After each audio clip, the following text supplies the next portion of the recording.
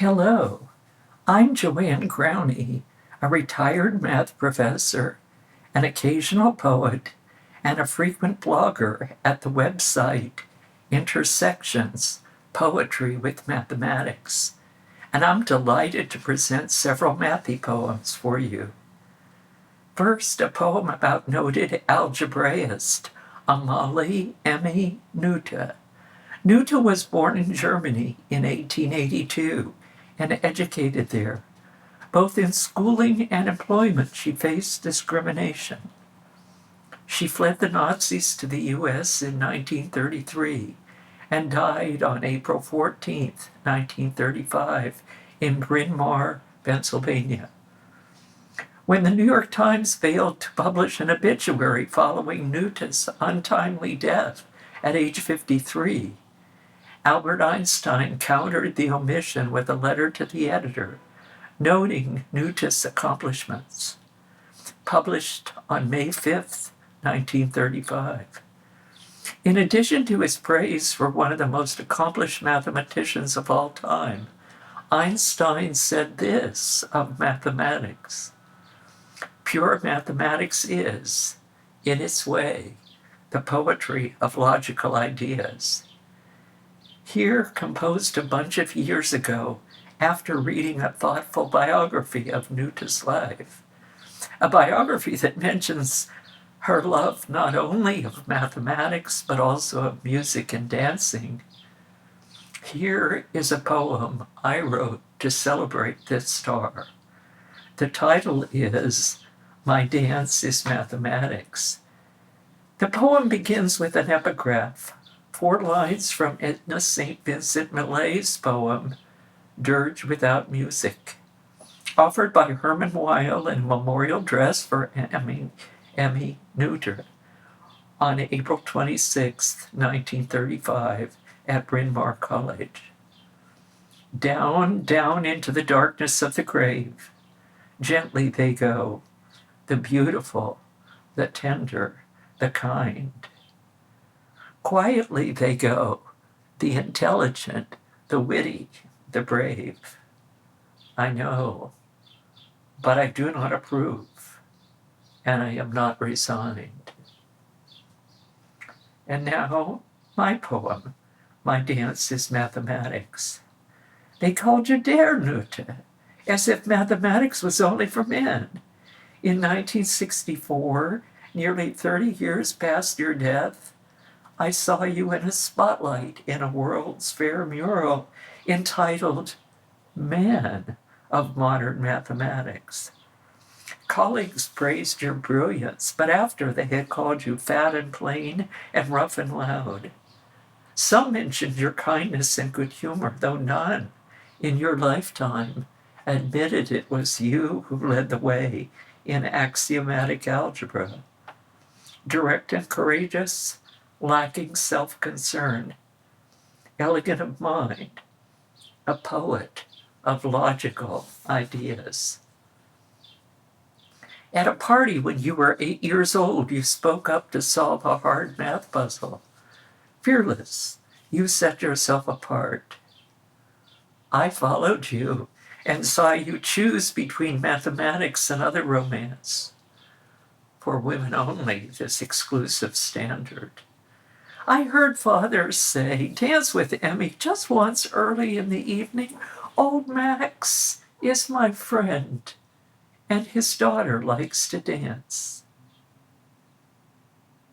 If a woman's dance is mathematics, she dances alone. Mother said, don't tease, that strange one's heart is kind. She helps her mother with the house and cannot help her curious mind.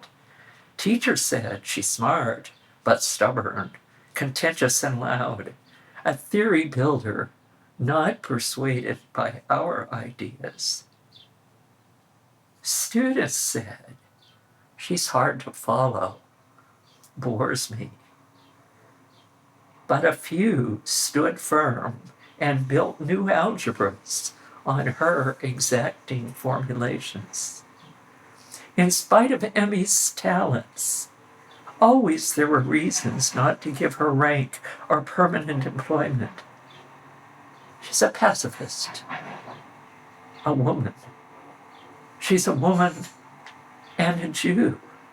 Her abstract thinking is female and abstruse.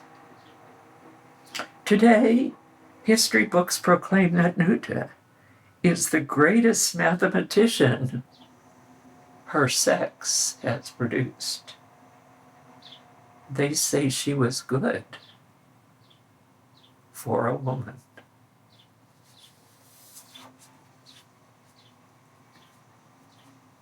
Moving on, I observe that the status of women in mathematics is improving, largely because of protests. But I continue to see young women switch from mathematics to another major because in math classes they feel isolated from female friends. The following poem, Math Girl Mathematics, calls attention to these situations. Here is Math Girl Mathematics.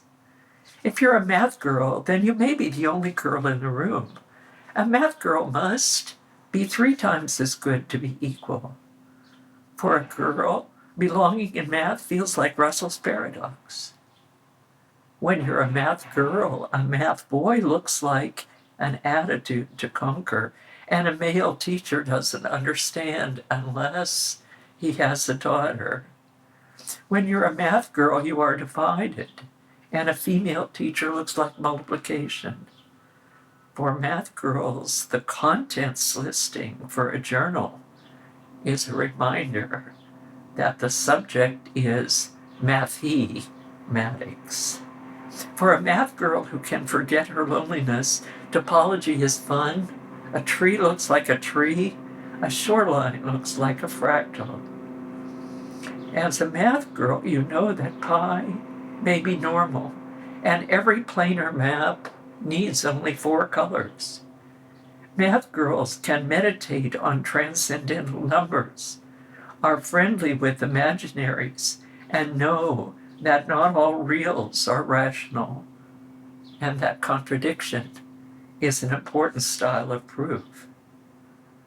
Theorems are poetry, and math girls make lemmas dance with logic and prove theorems with rhymes and permutations and heartbeats and breath.